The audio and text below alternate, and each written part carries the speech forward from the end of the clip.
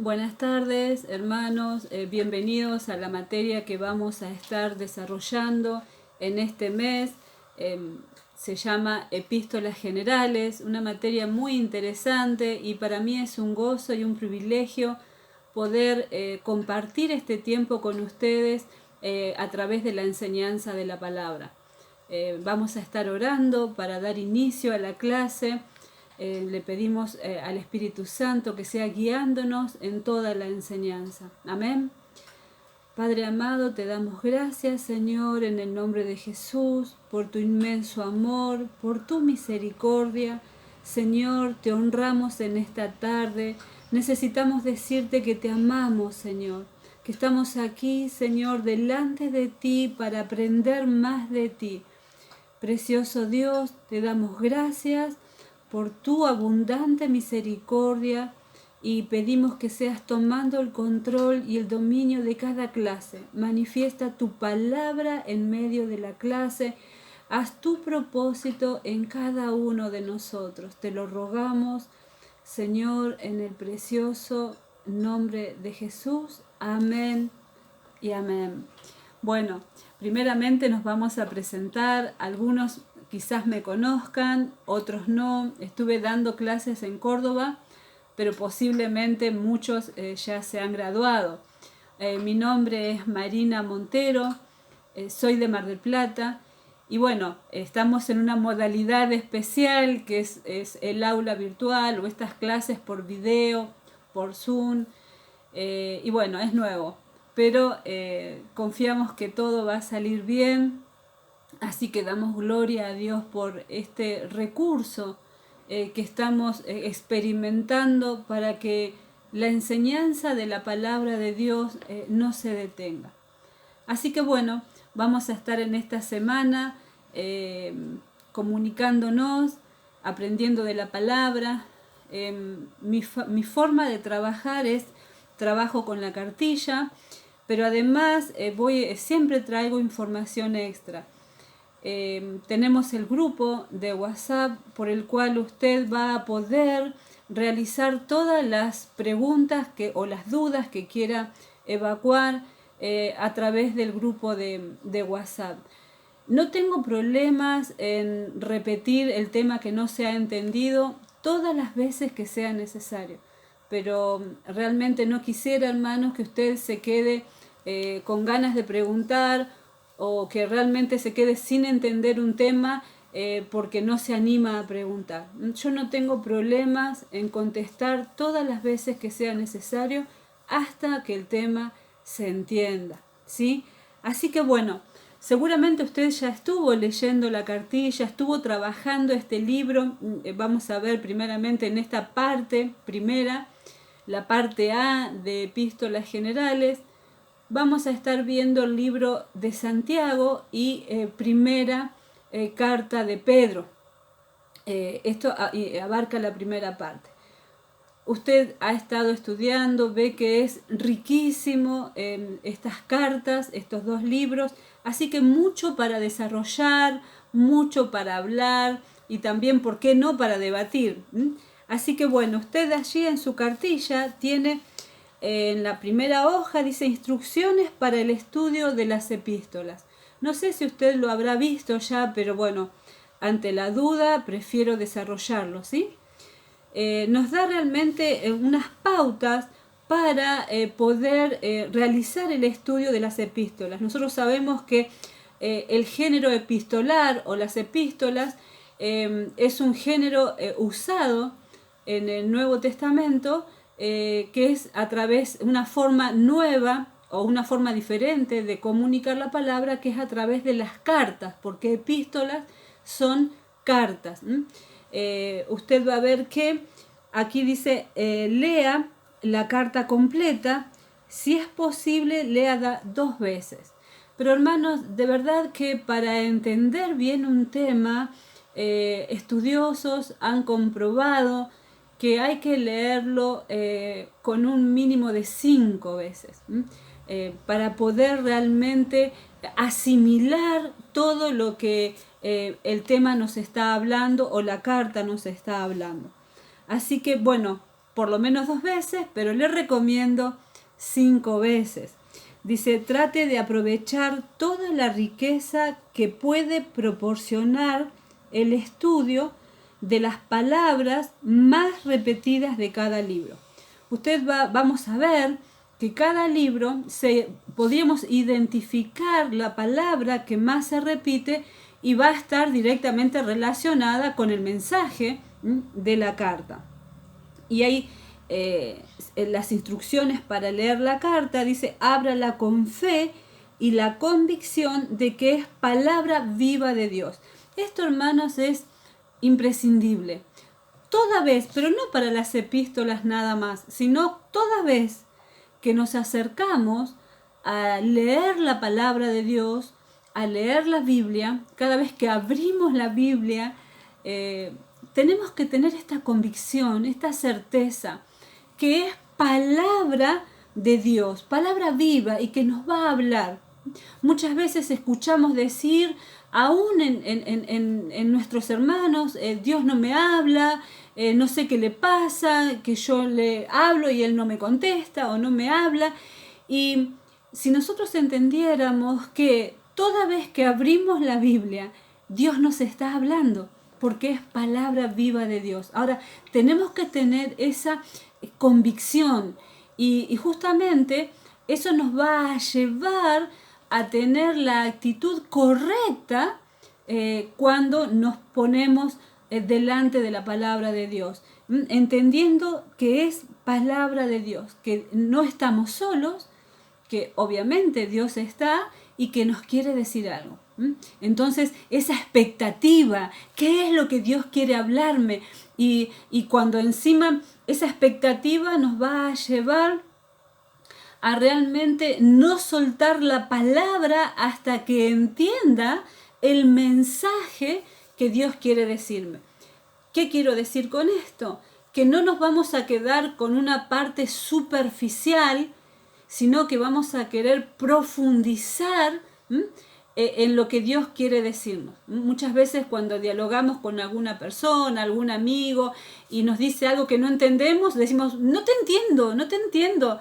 Y repreguntamos hasta que logramos entender. Qué bueno es que pase lo mismo con la palabra de Dios. No leerlo de una manera superficial, sino, hermanos, profundizar en lo que Dios quiere decirnos.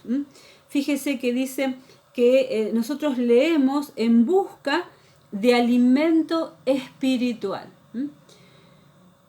Uno de los padecimientos del pueblo de Dios en este tiempo justamente es el alimento espiritual. ¿Por qué, hermanos? Porque nosotros vamos a ver, estos son pasos, aquí usted tiene 10 pasos muy simples, muy sencillos, pero a medida que usted vaya estudiando otras materias, por ejemplo, Bibliología 2, que es hermenéutica, les van a dar herramientas para realmente preparar una buena comida, para poder realmente encontrar ese alimento espiritual consistente. Ahora, ¿qué pasa cuando nosotros no nos alimentamos, no alimentamos nuestro cuerpo durante el día? Porque estamos trabajando, porque estamos haciendo trámites, porque fue un día complicado. Entonces sentimos que realmente nos sentimos débiles. No vamos a estar más de un día sin comer. Cuando lleguemos a casa, lo primero que hacemos es poner la pava para tomar un mate, un té.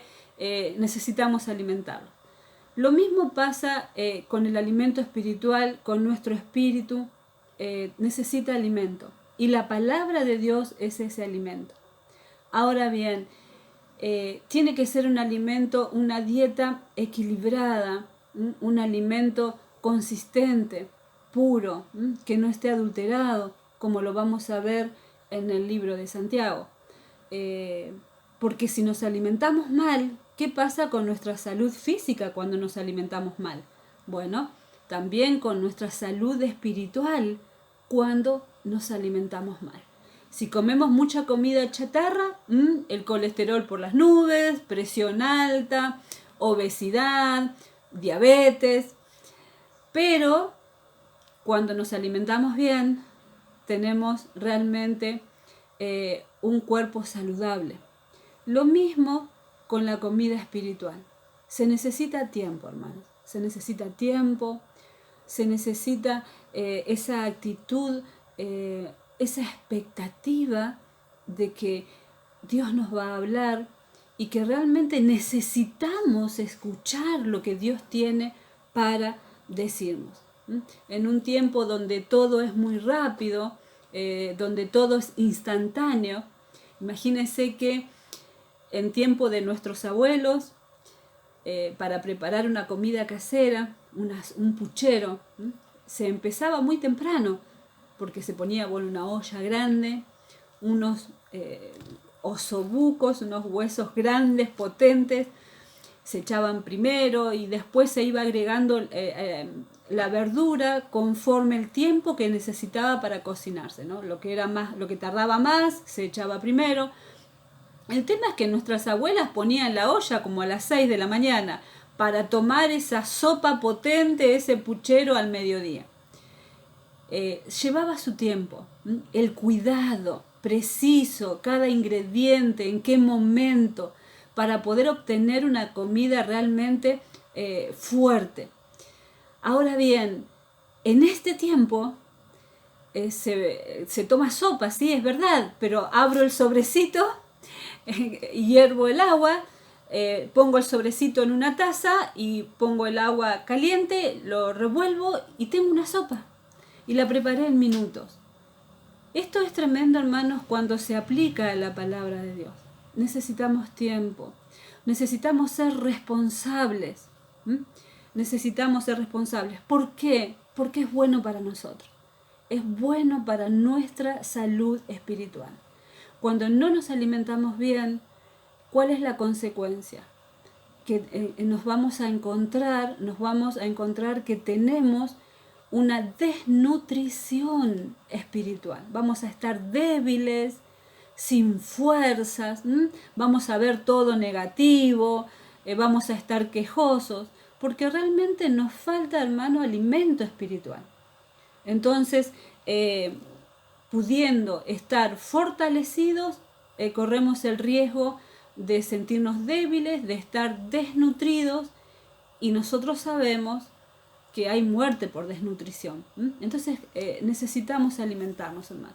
Necesitamos alimentarnos. Fíjese que dice meditar lo que se lee.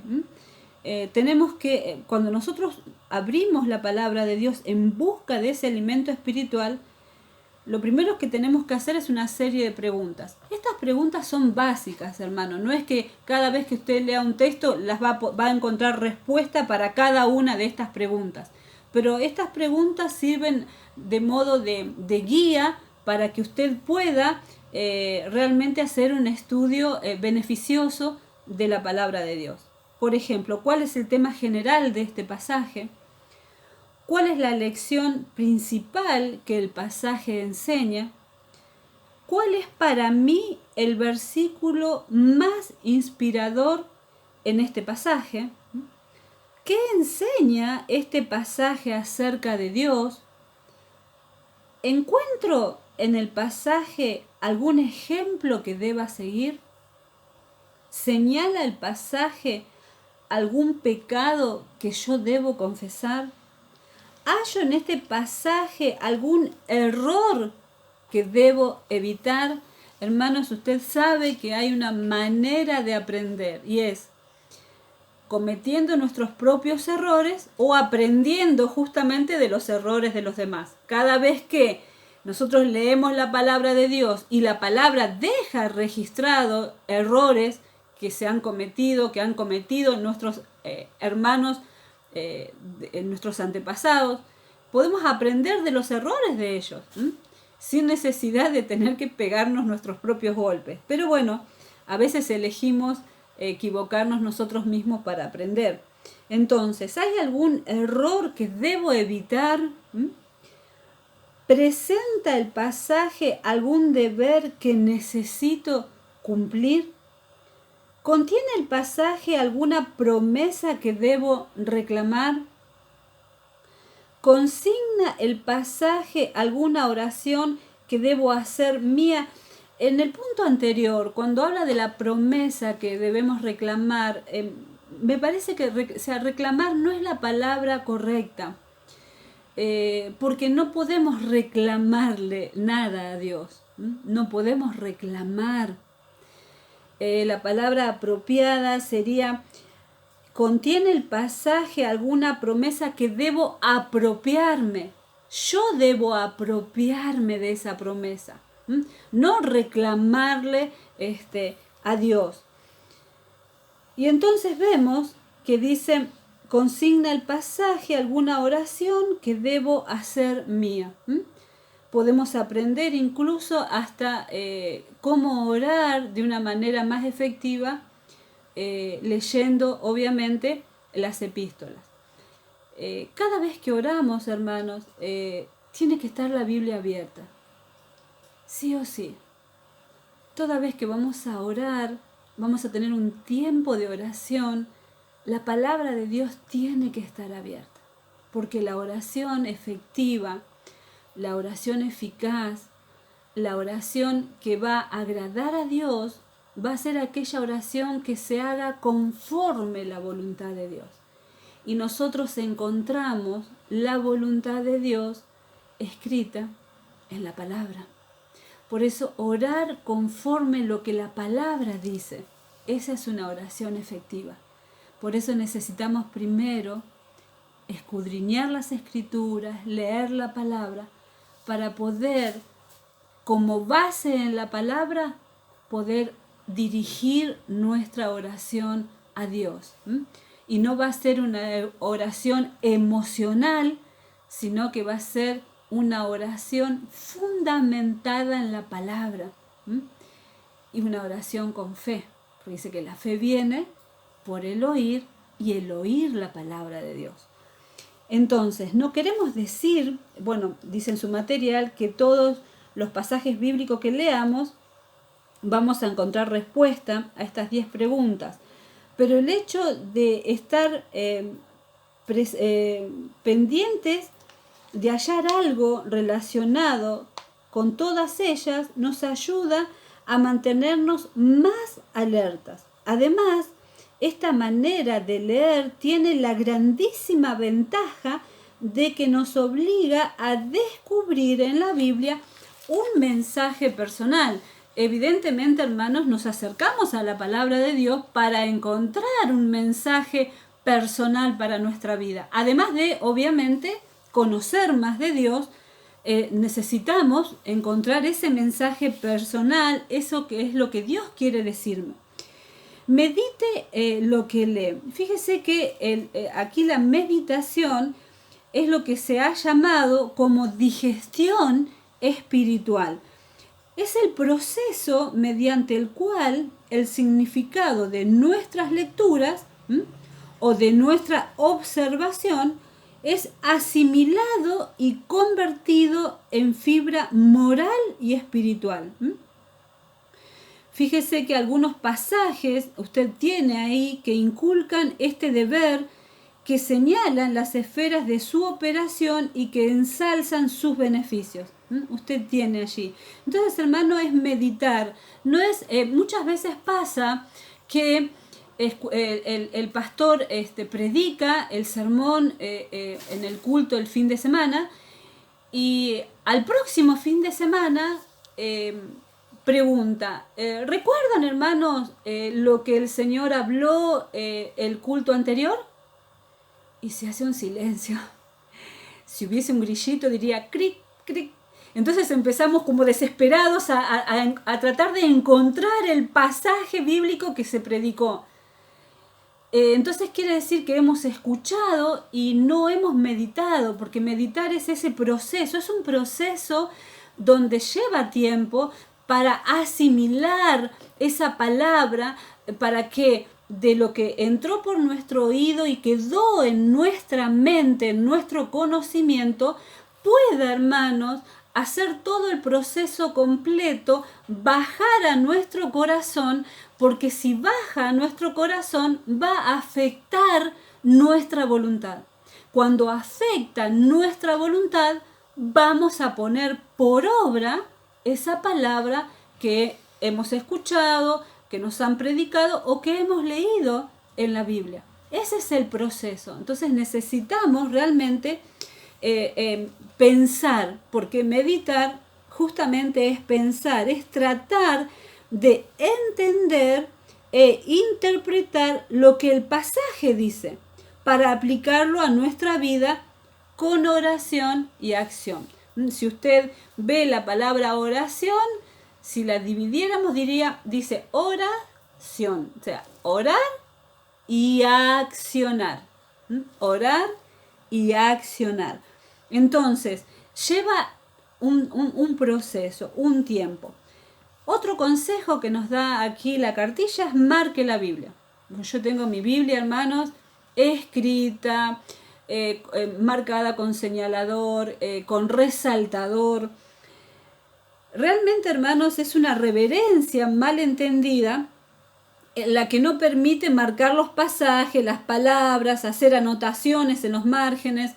No, hermanos, está muy bueno poder, bueno, yo tengo toda la Biblia escrita, porque es una ayuda a memoria incluso. Cuando usted está teniendo justamente la enseñanza de la palabra y de una palabra específica, cuando le dice la etimología, cuando le dice viene de una voz griega, que significa tal cosa. Entonces está muy bueno, hermano, poder anotarlo. ¿Por qué? Porque no podemos afirmarnos en nuestra memoria. Posiblemente usted tenga una excelente memoria, pero no es el caso de todos. Entonces yo, mujer precavida, anoto todo, hasta incluso las fechas. A veces tengo fechas anotadas en la Biblia. Y después el otro consejo es espere. Conversar con el Señor acerca del pasaje que hemos leído, conversar todo el día y esperar oír la voz de Dios. Es decir, obviamente que la palabra de Dios es la voz de Dios, pero en ese mensaje personal y específico que Dios tiene para nuestra vida, posiblemente vamos a escuchar esa voz personal de Dios a nuestro corazón en todo ese proceso de meditar y orar del texto que hemos leído. Entonces realmente nos va a hablar Dios a través de la palabra, ese mensaje, habíamos dicho, íntimo, personal. Y esperar, ¿qué es lo que más cuesta? Esperar es lo que más cuesta, hermano. Pero tenemos que ser pacientes y aprender a escuchar la voz de Dios. Fíjese que, bueno, usted tiene una recomendación de anotar todo lo que el profesor diga. Así que con estas recomendaciones que nos sirven no solamente para el género epistolar, sino para todos los pasajes de la Biblia, y usted va a encontrar en otras materias muchas más herramientas para un buen análisis, un buen estudio de la palabra de Dios, vamos a encarar así las epístolas generales, universales o católicas. Usted va a ver que estas epístolas, justamente en el Nuevo Testamento, tenemos dos clases de epístolas, podríamos decir, o sea, las cartas paulinas y las epístolas generales. Las cartas paulinas escritas por Pablo y las epístolas generales vamos a ver que se llaman generales porque no tienen un destinatario específico, sino que son más universales. Son las epístolas que componen el libro de Santiago, primera y segunda de Pedro, primera, segunda y tercera de Juan y el libro de Judas. Esas son las epístolas generales. Usted tiene, a modo de introducción, así en la cartilla, que dice que son generales, universales o católicas. Estas católicas significa universales, porque no están dirigidas a ninguna iglesia en particular, sino a los creyentes en general. Así que por eso se distinguen de las que escribió Pablo, Porque las de Pablo están dirigidas a iglesias o a personas individuales. Aunque dos de estas epístolas generales, como son segunda y tercera de Juan, tienen como destinatarios a creyentes individuales, pero se las incluye en este grupo de generales, quizás por razón de continuidad con primera de Juan, para mantener la continuidad. Ahora, estas epístolas fueron escritas durante un periodo de tiempo de unos 40 años aproximadamente. Podemos ver desde el año 45 al 90 después de Cristo.